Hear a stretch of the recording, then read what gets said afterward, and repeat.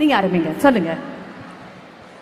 என் பேர் சரண் வித்யா, பாப்பா பேர் கனிஷ்கா. நாங்கள் கோயம்புத்தூர்லேருந்து வரோம். பாப்பாவுக்கு வந்து 3 வயசு இருக்கும்போது டாக்டர் கிட்ட போனால் அவங்க சரியா பேசல. செக் பண்ணி பார்க்கும்போது தான் தெரிஞ்சுது காது கேட்கல, 2 காதுமே கேட்கல அப்படிங்கிறது தெரிஞ்சுது. அதுக்கப்புறம் ப்ரைவேட் ஹாஸ்பிட்டலில் தான் நாங்கள் போனோம். அங்கே வந்து இந்த காக்லியர் இம்ப்ளான்ட் சர்ஜரி பண்ணுறதுக்கு வந்து 17 lakhs to 18 lakhs ஆகும் அப்படின்னு சொல்லி சொன்னாங்க. அது பண்ணிட்டு 1 year வந்து ஆடிட் வெர்பல் தெரப்பி கொடுக்கணும். அந்த தெரப்பிக்கு 2 lakhக்கு மேலே செலவாகும் அப்படின்னு சொல்லி சொன்னாங்க.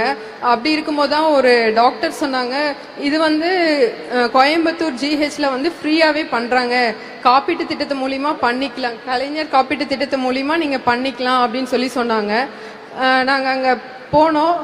எல்லாமே அவங்க எங்களுக்கு ஃபுல்லாக எல்லாமே சப்போர்ட் பண்ணி கொடுத்தாங்க. ஆக்சுவலாக சர்ஜரியிலேயே ஒரு சின்ன இஷ்யூ இருந்தது. டாக்டர் வந்து பண்ணினாலுமே 99% வந்து வாய்ப்பு இல்லை அப்படின்னு சொல்லி தான் ப்ரைவேட் ஹாஸ்பிட்டலில் சொன்னாங்க. ஆனால் ஜிஹெச்சில் வந்து அதே தான் சொன்னாங்க. பட் என்ன சொன்னாங்கன்னா, இது பெண் குழந்தையா இருக்கிறதுனால நம்ம அப்படி விட முடியாது, நாங்கள் ட்ரை பண்ணுறோம் அப்படின்னு சொல்லி பண்ணாங்க. பண்ணி 1 year ஃப்ரீயாகவே ஆடிட் வெர்பல் தெரப்பியும் கொடுத்தாங்க. இன்னைக்கு வந்து கனிஷ்கா நல்லா பேசுகிறாங்க, ஸ்கூலுக்கு போகிறாங்க, நார்மல் ஸ்கூலில் படிக்கிறாங்க. இன்னைக்கு வெர்பல் தெரப்பி மூலமாக கனிஷ்கா நீங்க பேச ஆரம்பிச்சிருக்கீங்க. ஒரு சில வார்த்தைகள் பேசுறீங்களா? will you say hi to everybody? சொல்லுங்க ப்ளீஸ். இப்போ நாங்கள் நல்லா ஸ்கூலுக்கு போகிறேன், நான் நல்லா படிக்கிறேன், சூப்பராக படிக்கிறேன். கோயம்புத்தூரில் ஜிகேஷுக்கும் உங்களுக்கும் ரொம்ப தேங்க்ஸுங்க. ஓ, நீங்க பாட்டு பாடுவீங்கன்னு கேள்விப்பட்டேனே, பாட்டு பாடுவீங்களா? ஒரு பாடுவீங்களாமே, 2 வரி பாடலாமா? பாடுங்க. என்ன பாட்டு பாட போறீங்க? பாடுங்க. ஆலமரத்துல விளையாட்டு, அணிலே அணிலே கை தட்டு, குக்கு குக்கு குயின் பாட்டு, கொஞ்சம் கிளியே தலையாட்டு, குட்டி குரங்கே வாலாட்டு, சின்ன முயலை மேல கொட்டு, சிங்க குட்டியே தாளம் தட்டு, எல்லாருக்கிட்ட ஆடிக்கிட்ட ஏழிலோ பாடிக்கிட்ட ஒண்டா கட்டா சேர்ந்துக்கிட்டு ஓடி வாங்க துள்ளிக்கிட்டு, ஓடி வாங்க துள்ளிக்கிட்டு. This is huge. This is big. பெரிய கைத்தட்டல் கனிஷ்காக்காக. எல்லாரும் சேர்ந்த மாதிரி கொடுங்க. Come on, everybody together. Kanishka, so proud of you தங்கம். அம்மா, ஸ்டார்டிங்ல மகள் பேச மாட்டேங்கான்னு ஃபீல் பண்ணீங்க. இப்போ இவ்வளவு பேர் முன்னால பாடவே செய்றா. இப்போ எவ்வளவு சந்தோஷமா இருக்கு? ரொம்ப சந்தோஷமா இருக்கு சார். இதை விட எனக்கு பெரிய சந்தோஷம் எதுவுமே இல்லை. அவ பேசவே மாட்டாளான்னு நினைச்சேன், இன்னைக்கு இவ்வளோ அழகா பாடுறா. ரொம்ப சந்தோஷமா இருக்கு. ரொம்ப தேங்க்ஸ் சொல்லிக்கிறேன். நான் ஜிஹெச்ல வந்து சரவணன் சார், அலி சுல்தான் சார் டீம் தான் சார் இவ்வளோ சப்போர்ட் பண்ணாங்க. அவங்களுக்கு நான் ரொம்ப தேங்க்ஸ் சொல்றேன். பண்ண முடியாது, 99% பண்ணவே முடியாதுன்னு சொல்ல சான்ஸ் இருந்தும் 1% நாங்கள் ட்ரை பண்றோம், இது பெண் குழந்தை, நாங்கள் ட்ரை பண்ணுவோம்னு பண்ணாங்க. அவங்களுக்கு தான் நான் ரொம்ப தேங்க்ஸ் சொல்றேன். எந்த ஜிஹெச் மாதிரி? கோயம்புத்தூர் ஜிஹெச். ஃபேண்டாஸ்டிக். ஆக்சுவலா அரசு மருத்துவர்களுடைய பங்கு ரொம்ப பெருசு. அது இது போல விஷயங்களை பேசும்போது நமக்கு இன்னும் புல்லரிக்கக்கூடிய மொமெண்டா கூட வருது. ஒரு பிள்ளை பேசவே முடியாது இந்த காலகட்டத்தை தூக்கி இன்னைக்கு ஒரு பொண்ணு அழகா பாடுறாங்க. ஆயிரக்கணக்கான பேர் பாடுறாங்கன்னா சாதாரண விஷயமா? எவ்வளவு பெரிய விஷயம். அரசு மருத்துவர்கள் எங்க இருந்தாலும் என் மனமார்ந்த வாழ்த்துக்களை தெரிவிச்சுக்கிறேன். குறிப்பாக கோயம்புத்தூர் ஜிஹெச்ல கூடிய அனைத்து அரசு மருத்துவர்களுக்கும் என் மனமார்ந்த வாழ்த்துக்கள். அண்ட் டாக்டர் பூங்குடி அவர்கள் இங்க இருக்காங்களா? ஓகே, டாக்டர் பூங்குடி அவர்கள், அவங்களுடைய டாக்டரும், அவங்களுக்கும் ஒரு பெரிய பெரிய தேங்க்யூ. பூங்குடிமா, நீங்க சொல்லுங்க. என்னுடைய பேர் பூங்குடி. என் ஊர் வந்து கொடகரை. நாங்கள் வந்து மலைவாழ் மக்கள். நான் 8ஆம் கிளாஸ் வரையும் படிச்சிருக்கேன். எனக்கு வந்து 23ல் ஸ்ட்ரோக் ஆயிடுச்சு.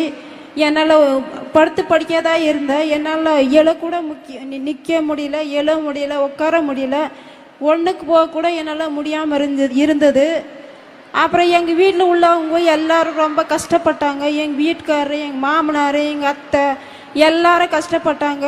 என் மருமக இப்படி ஆயிட்டால, எப்படி இப்படி பண்ணுறது அப்படின்னு சொல்லிட்டு ரொம்ப அழுந்துட்டு இருந்தாங்க. அப்போ அந்த நிமிஷத்தில் வந்து மக்களை தேடி மருத்துவம் அந்த ஸ்கீம்லேருந்து ஒரு சார், சூர்யா சார்ன்றவங்க வந்தாங்க. வந்து நீ வாழ்க்கையை உன் கையில் தராமா, நீ எதுக்கும் பயப்படாத அப்படின்னு சொல்லி என் கூட பேசினாங்க. என் குடும்பத்துக்கிட்ட பேசினாங்க. பேசி அப்புறம் எனக்காக கைக்கான பயிற்சியும் கொடுத்தாங்க, காலுக்கான பயிற்சியும் கொடுத்தாங்க.